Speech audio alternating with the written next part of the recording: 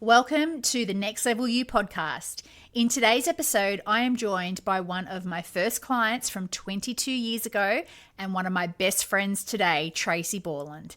In this episode, we break down how she went from struggling in asserting herself or being able to see past her current circumstances to a confident, determined powerhouse who only 12 months ago faced a major life crisis. So stay tuned. Hi, I'm your host, Jamie Lang, and welcome to the Next Level You. Inside this podcast, we dive deep into the inner workings of your mind, how to elevate your life, the necessary subconscious reprogramming to the undeniable laws of success, and the tools, techniques, steps, and lessons I have learned in my 25-year journey of inner growth and development. You can expect hard truths and honest conversations about what it takes to up-level your life and step into the best version of yourself. Join me on this journey in creating your best life. Ready to become that next level you? Let's begin. Hello and welcome to the Next Level You podcast. My name is Jamie, if you haven't joined us before, and I am not going to lie, today's episode is extremely close to my heart. This is a heartfelt story and journey, and I am so excited to share it with you. Before I introduce our very special guest, I just want to take a moment to thank you for listening and for following our show. It really is my passion and purpose to help as many people as I can create a life they absolutely love, one they don't need a holiday from, and one that just lights them up and makes them so incredibly joyous and happy. Whatever that means for you, it is my intention to plant a seed and show you another way of looking at things, a way to clear beliefs and habits that are holding you back. I want to help you reclaim your power, and this has been my mission for over 20 years.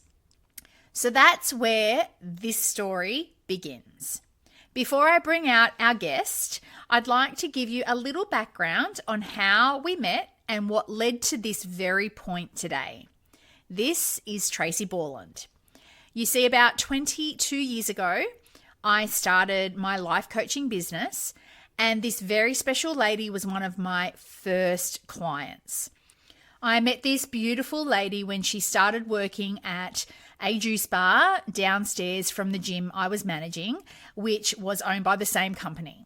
Tracey was so vibrant and vivacious, and instantly you were drawn to her and her laugh.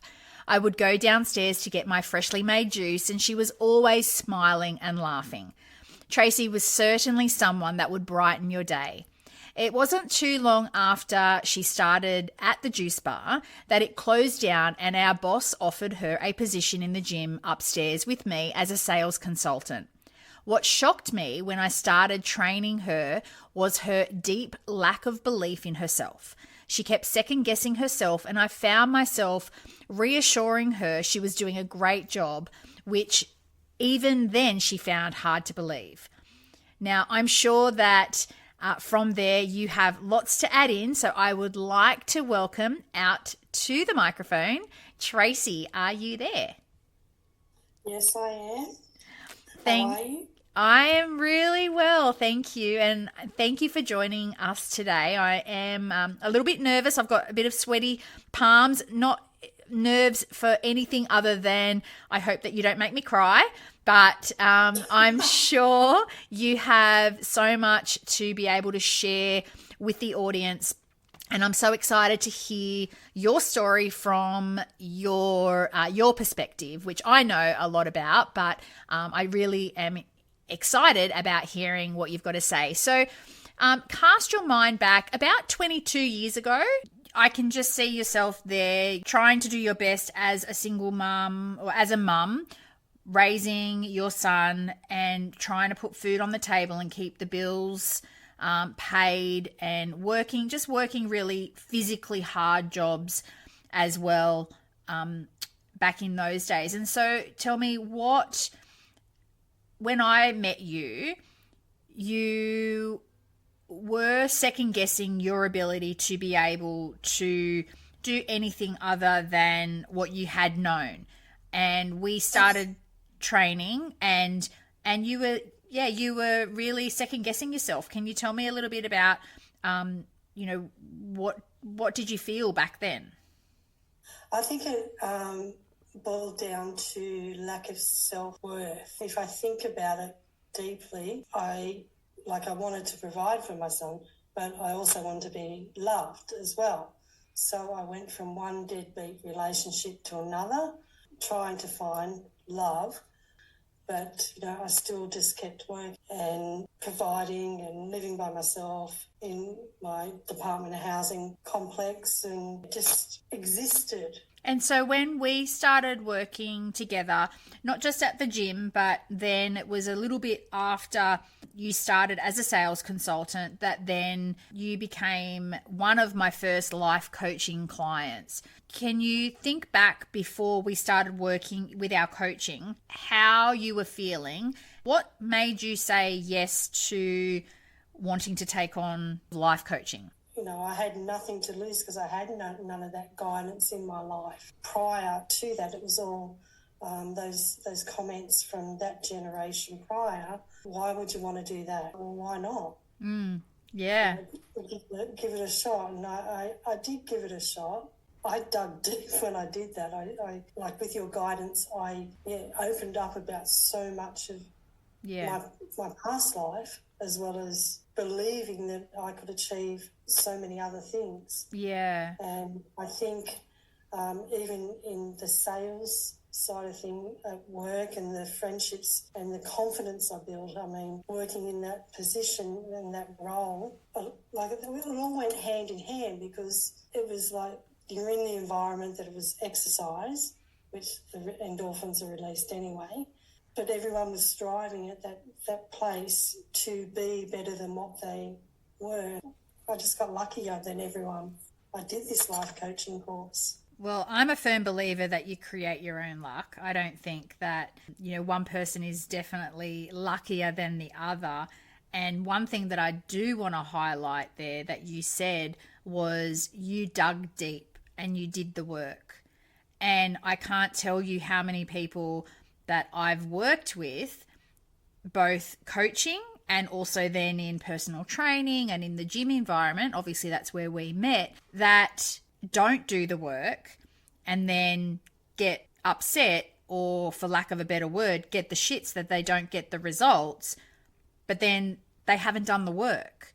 And what I want to totally commend you on, because you even just said that, was that you dug deep. And the work that I do now is on that deeper level. And you were such an example of the transformation that can take place when someone is willing to do the work. Now, I will circle back to a few things that you said. When you said that you dug deep and yes, you uncovered, many layers of things that, you open about sharing, which we all have, and which is, is what makes us us.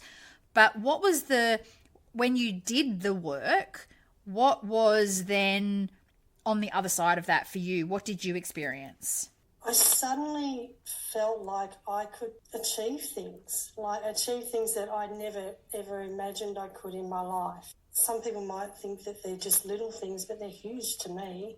I did lose a lot of weight back then. My mindset just changed, and I have a vision board still. I started doing 3-course dinner parties with 8 people, and I didn't believe I could do that, but, I did it. And that was a big thing to me. Yeah. Like having all these friends over and socialising, and they were big deals. Everyone wanted to come to one of Borland's dinner parties. Yep. And if you got the invite, you were special, and then in this book I had a picture of a car, a picture of aeroplanes, and just different pictures of things and love, and and all of those things I managed to experience from there. I bought a brand new car. I hadn't driven for maybe 20 years. I still had a licence, but I was too frightened to drive. Yep. Because I was involved in a car accident. But then I had to get back into a car, and I remember my sister-in-law driving me around a McDonald's car park because I was too frightened to drive in the street. she's like, well, you've got to start driving. Yep. And here we are. Yep. And I'm driving, in Perth now. So yeah. Just things like that. And then, I didn't think that I could travel, and I ended up falling in love, and we travelled, and that was the first time I travelled overseas. Yeah.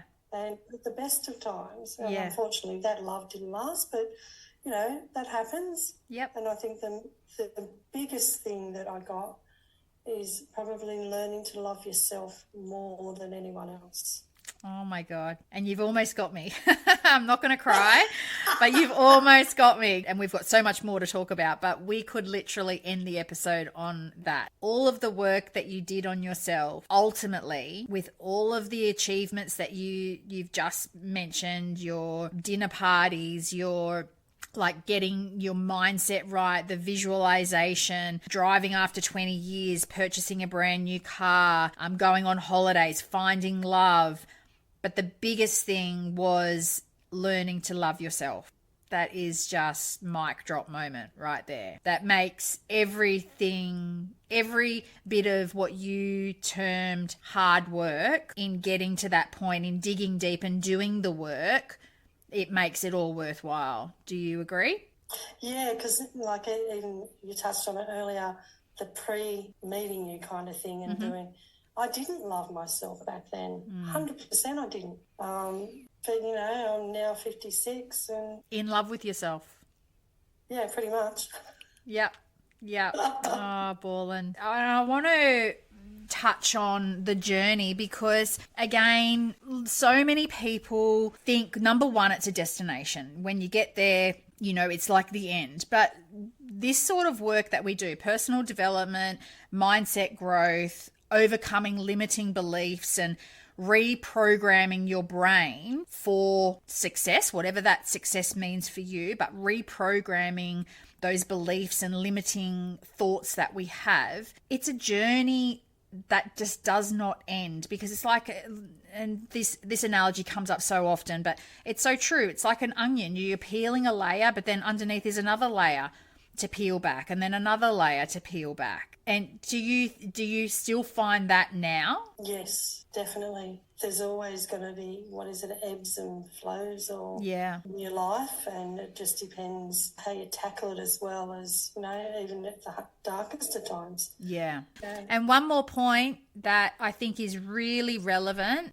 is the point that you said of the people that you were surrounding yourself with. You were at the gym, working at the gym, but also training at the gym. Your work colleagues and even members became friends, and you said they were all people that were striving for something and that were not necessarily confident, but were happy and like moving forward and trying to better themselves. How much of an effect do you think in total, even to date, that surrounding yourself with the right people has on your life? It has a massive impact. You need to take yourself away from negativity and all that sort of stuff, because predominantly it festers like a noxious weed in you if you're surrounded by negativity. Yeah. And if you let it, it can take over. So you've got to make sure you've got positive people in your life, and that's important. Yep. Absolutely. Makes me so proud to be your friend and watch that transformation, but also be your coach in being able to, as I said from the very beginning in my introduction, of being able to plant that seed in you that anything that you wanted to achieve, that you can achieve. And you went and did the hard work. You went and changed your life. There were definite tools that we talked about and worked with to help you with that transformation, but you were the one that took the action and took control of your life. So well done. I just really want to take that moment to say congratulations and well done. Because now we're going to jump forward and to a point where you made the big, bold decision to leave everything behind. Do you want to start to talk about that? Okay, so I'd had probably one of the worst relationship breakdowns. And my second grandchild was born. My son and daughter-in-law moved to WA, and I was over here for a visit. And just to be clear, we lived on the East Coast, so we lived in New South Wales on one side of Australia, and you rang me and said, I'm going to move to Western Australia, all the way on the other side of the West Coast. Yeah, and that happened very quickly. In 3 months, you packed your entire life up that you had literally been born and raised in New South Wales, in Sydney, New South Wales, packed everything up. That was where all of your support network in terms of your friends, your work, your extended family, your brother and sister-in-law and their children, packed everything up. You put your car on a crate, shipped that over, and first of all, were able to buy freestanding home mortgage-free in WA. You set yourself up. You got a new job. You established a new friendship circle. But the biggest thing is, you know, that you moved there. Yes, you moved over there to be closer to your son and daughter-in-law and grandchildren, but you literally were starting from scratch in terms of Tracey's life. You found yourself a job. You've created all on your own back a circle of friends, great friends, and created that support network there. And, you know, it seemed, I was all the way over in Sydney, but it seemed that life was great for you. How did you feel? I would say, yeah, it was great, but I think I guess hit a lot. I started to have an unhealthy relationship with alcohol. Yep. And so at what point? Probably when I called myself an ambulance. My heart rate was very high, and they come and said, we're taking you to hospital. And then the man in the back of the ambulance said to me, so tell me, how much alcohol do you drink? I'm like, oh, all right. Well, the buck stops here now. Anyway, I ended up in hospital with 2 life-changing conditions, I guess.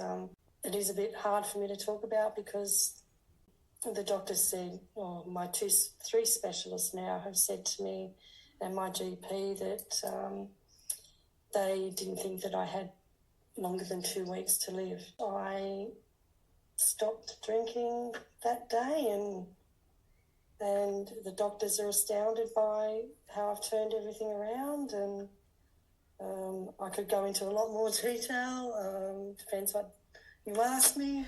Well, let's stop there for a second and give it the space and the time that such a massive life-changing moment deserves, and that is that knowing, I guess, subconsciously that you and alcohol did have an unhealthy relationship.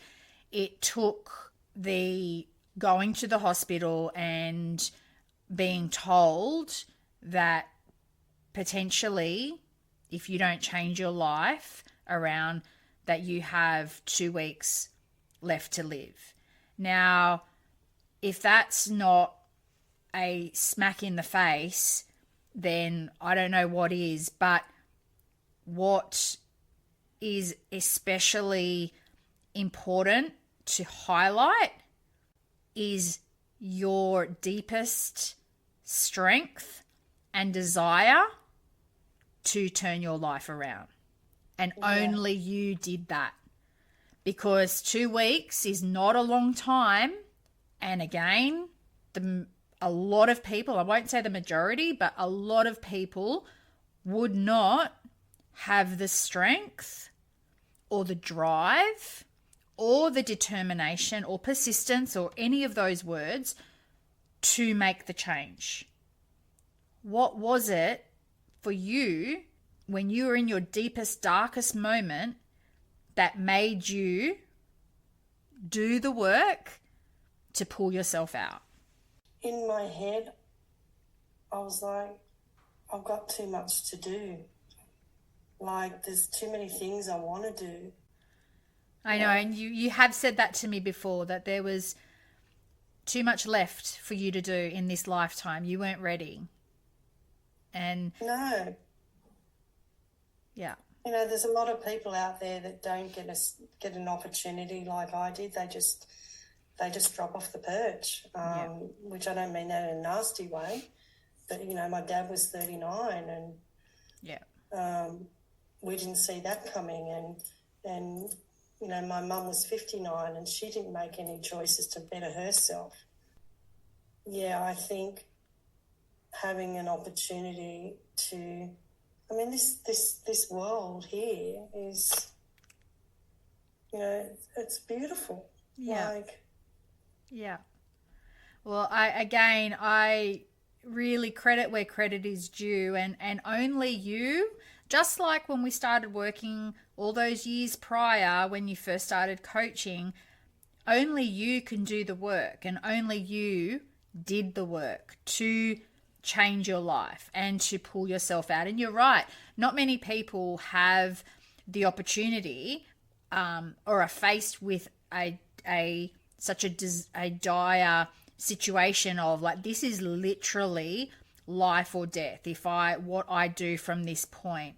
A lot of people, you know, are in situations that they're not happy with, but they're not necessarily in that black and white contrast. I'm going to pass away here or I'm going to make a change.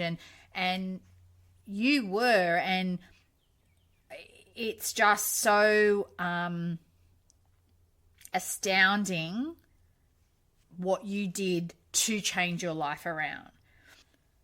So, Borland, it would have been really easy to, in that moment in the hospital, to hear that news and to roll over and live out the next 2 weeks. Can you tell me and the listeners what you did with your mind, with what was the journey like for you in being able to turn your life around in that moment? I knew I had to stop drinking. That was the first thing. Get healthy. Think about what I put into my body. Because, I mean, at the end of the day, you are what you eat. Like, it's been just over 12 months since the whole journey began. And, yeah, I'm really inwardly proud of myself because I didn't think that I could ever achieve what I've done. Has it been a straight road for you though? Like, did you in the hospital bed go, right, okay, well, I'm going to change my life around, and then fast forward 12 months and you're here? No. I had lots of medical appointments, lots of tears. Like, there was no way I could work because I was averaging probably 5 specialist appointments a fortnight. You know, I wasn't driving because I was unable to drive because I had to maintain my condition for 6 months and things like that. There was so many things that I was up against. Obviously, there are peaks and troughs in Yes. any journey. And, you know, success in anything isn't a straight line. So did you use any particular tools or any strategies to make sure that you stayed on the path of moving forward for your health and rebuilding your life? Were there anything there that you used? I feel like I had to have a plan. Like, one of the things you taught me was goal setting, and having those goals that I started to think about when my head had started to come better. You know, I was putting them down into what I wanted to do, like come the first 2024. You know, having that kind of plan to look forward to, and I just feel like it all helps you to move forward because you have that thing to look forward to. You know, I had to get my car back on the road because it hadn't been driven for a while. You know, I had to get driving again, you know, pass the medical to drive, you know, and then I had to get a job. So, and then I lacked the confidence but then remembered back on how I got to where I am. And when I did my interview, and I had this video of me, and I watched this video before I went into the interview that some of the words of the song are like, I'm in my happy place. And it was just all images of me. So that video, was that something that you put together? Yeah. Oh my goodness, that is fabulous. So I've just been making notes here. So some of the strategies and tools that you used, correct me or add on if you like. So you definitely dug deep with the visualization. You were imagining yourself on the other side of all of these challenges, healthy and living in your best form in the new way. Goal setting. You mentioned the first of the first 24, you set goals, and you were again with that visualization, just like looking forward. You mentioned that you were always looking forward rather than looking back, which I think a lot of people can look back and then go into that victim mentality, poor me mindset, and almost be like unwinding all of the positive work that you were doing. You were looking forward. You weren't, and I'm sure there may have been times where, it was like, well, why did I do that? But you didn't stay there. You were moving forward. You were looking forward. It's like, what can I do now? Going back even to that when we worked together, of taking control of your life. Because you did that back then, and this was just another opportunity for you to really just take control of your life. You mentioned you were breaking things down in smaller bite-sized chunks, such as you mentioned that you weren't able to drive for 6 months, but then when you were able to, you had to get your car fixed or serviced. You had to, get the tires fixed. There were little things along the way, even just going to each of the specialist appointments, fortnight after fortnight. And then to establish yourself again and find another job. I mean, in a completely different moment, you got your new job when you went over there, but then this had happened, to then being able to go out and put yourself out there again, to create a video of yourself with your happy moments and your happy place, to put yourself in the right frame of mind before you went into the job interview, is just brilliant. It's just it's really, it's raising your vibration. It's getting your mind in the right place of, I'm going to get this job, I'm going to nail it. It's, you're moving forward again. You're building that confidence and that belief in yourself, and having that worth of yourself. I am worthy of this. I'm worthy of a healthy life. I'm worthy of living a long, abundant life past this. Have I hit that on the head? You have hit that on the head. Actually nailed it. Oh, Borland, you really are so inspiring, and I know that so many people are going to find, excuse me, your story so inspirational, and everyone's going to be able to get something from this. I have no doubt in my mind, and so to, I guess, start to wrap things up, knowing obviously that the journey is not straight, it's up and down. All of these challenges in your whole life, not just in the last 12 months, all be them completely life-changing. What, if you were just to summarize, I guess, what kept you going in the most challenging moments of your life? I think I always had it in me. That's not taken away from you and what you taught me. You brought it out in me. Like your when I was life coach, you brought all that out in me, and that, but it was already there. I just didn't know how to get it out. And that's why I think I was so susceptible to learning it all. It's like a sponge. And then to be able to take that forward and know there's nothing wrong with that. Using all those tools to achieve stuff. It's mind-blowing how the brain works. Yeah. Like when it comes to these things, and you don't know your own potential until you do the work on yourself. Yeah. I want to finish today's conversation because you've said it a couple of times and I couldn't agree more.